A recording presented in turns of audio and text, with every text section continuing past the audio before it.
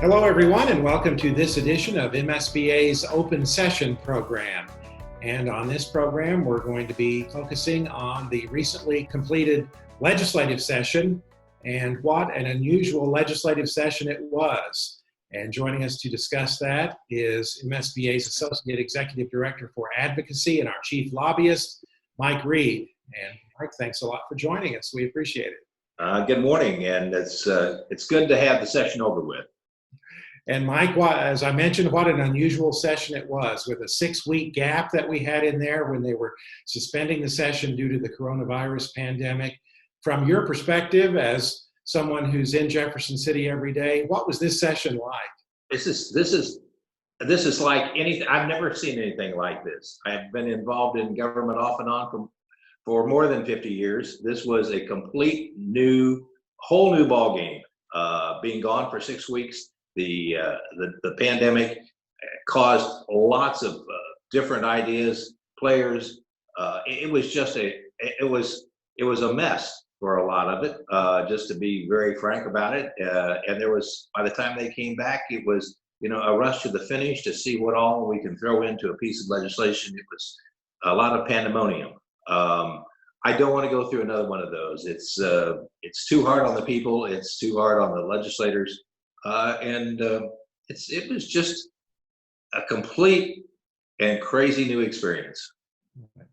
Well, one of the things they did accomplish, Mike, they did come back after their break and they finished the budget for the state for the next fiscal year. How did K-12 do in that budget? Well, K-12 came out with full attempt to fully fund the budget, fully fund the formula. We'll see what happens. The prospects for the next several fiscal years does not look good, and this will be an ongoing situation. The governor will be looking very closely about withholding, and I believe that there will be withholds coming in. But give the legislature a lot of credit. Both the committees in the House and the Senate did work very hard to fully fund the formula, and that's what they're trying to do.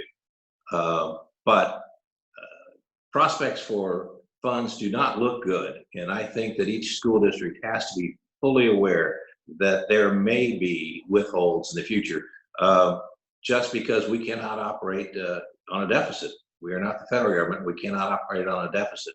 So it's fully funded now, but be careful. Yeah. We did see, however, Mike, a cut to transportation funding. Yes, we did. We saw a cut to transportation funds of several $1 million. And that was one of the places that they did cut. They had to cut $700 million from the budget, and perhaps they'll have to withhold more, but that was one of the places they did cut. Of course, Mike, the state revenue situation remains very uncertain, and the legislators were having to craft a budget with some guesswork involved as far as what state revenue is concerned. Do you think they're going to have to come back for a special session? Oh, I think so. There was a lot of guesswork involved in this budget, and as we call it, they took some figures that they thought they could make, and they made a budget with it. I believe that there will be a special session later this summer. There may be another one later in the fall, depending upon where the money keeps coming in or not coming in, and how the economy works or comes back or does not come back. So I look for a special session for the budget at least once and maybe twice. Mm-hmm.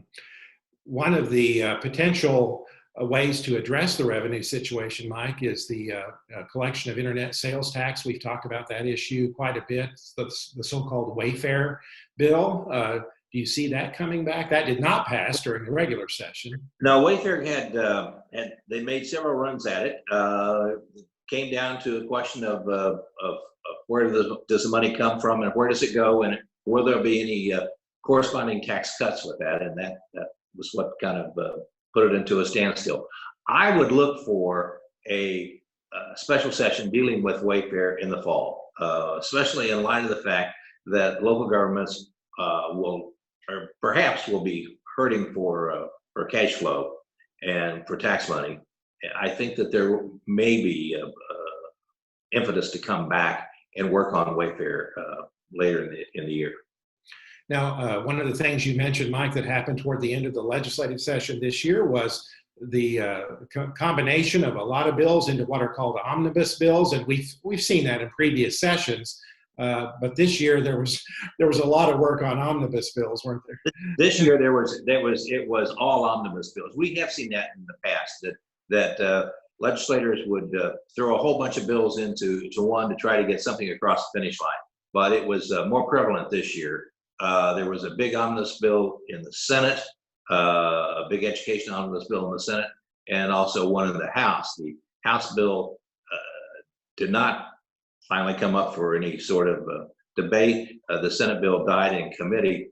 What happens is that there are a lot of good things that are put into a bill and several bad things. And so it makes it very difficult.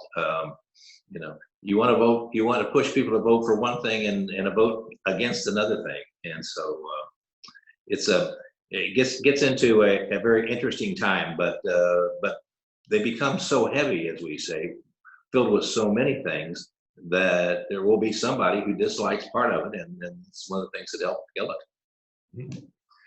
There were a few pieces of legislation that passed, Mike, that affect K-12 education. One of those being a bill related to vaping instruction. Can you tell us about that? Yes, the vaping bill started out just banning vaping in schools and on school buses, just not allowing that. That bill became also a very anonymous bill dealing with a lot of education situations and health situations. But that did pass. The vaping bill will be signed, and it will say that you cannot vape on school property or in school buses, that's one of the things. There was a provision in House Bill 1854, which is also very much an omnibus bill, local government bill, which solidifies and makes sure that everybody understands that you cannot use public funds to support a ballot measure or a candidate. There was a question on a lawsuit in St. Joseph, and this cleared up that question. There was a small bill dealing with lead testing for schools that have classes under the first grade, subject to appropriation, and a bill that changes the personal financial disclosure report that everyone has to file. If you file the long form, you can now you don't have to put the names and employers of your children under 21 years of age. So there are a number of bills that have passed. One other bill, which I think is of interest to school boards, is from now on, any contract that you have with a company, when the contract is valued at more than $100,000, or the company has more than 10 employees, that company has to certify that they will not boycott the state of Israel. It was a bill that has been languishing around the legislature for the last several years, and it finally got passed. And it's just something that will be perfunctory on contracts. Mm-hmm. Well, Mike, as we all know, schools have been closed here during the spring across the state of Missouri, and there's been a lot of use of virtual learning, and the kids taking advantage of virtual learning at home where that's available. Of course, that's an issue in some parts of our state where internet is not available. But do you see, as far as the legislature is concerned, do you see increased momentum in the future to expand virtual learning because of what we've seen with the pandemic? Oh, I think there'll be a tremendous push next year to expand virtual learning because of what happened this past year. And there are some very good virtual situations, and there's some excellent virtual providers, including some that are by some of our own school districts. The problem that we have with many of the virtual providers is that it's very expensive, and the quality of the education is not what we expect for Missouri students. But I believe there will be a great push to expand virtual education throughout the state and to make sure that districts pay for virtual education when the parents demand it. Mm-hmm. Our issue with virtual learning, Mike, has been with some of the providers has been accountability, isn't it? That is correct.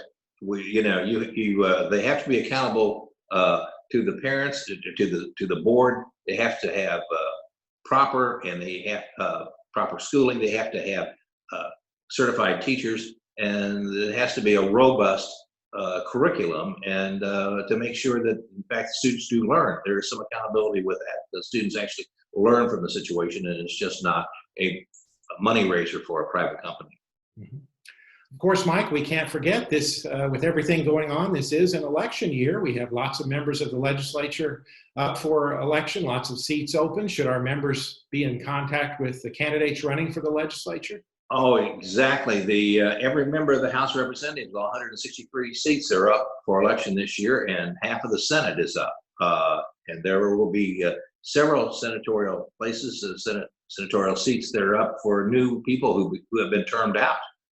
So it's extremely important for our members to meet the candidates, find out their positions on educational issues, support those candidates, get involved in the primaries and the general election, have them into your board at a board meeting, have them into your school to make sure that they understand who they are representing. And senators and representatives represent the people, the same people that our board members represent. The constituency is exactly the same, and we have to keep remembering that. And they are our representatives. They're your vote in Jefferson City, representing you on these issues, and you have to make sure that the elected officials in Jeff City, know your position. And so it's very important that you get involved to help elect people who support public education. Mm-hmm. All right, Mike Reed, we'll certainly be keeping our members informed as perhaps special sessions occur during the rest of the session. And we thank you for all your good work advocating on behalf of school boards. And you've got a good team that you work with also. Yes, I do. I really want to say some things about the team that we have. This is a team effort that Mike Winter and Sean Rhodes are over there all the time, working very hard. I have to support them. Melissa and Susan Goldhammer support me and the team in working on a lot of issues. So it is a team effort, but the Mikes and Sean do a tremendous amount of work. They were over there during the pandemic when it wasn't a lot of fun to be over there. It was a little scary, and they did a great job, and I really appreciate all of their hard work. All right, Mike Reed, thanks a lot for being with us today, and we thank you for being part of this session of MSBA's Open Session program.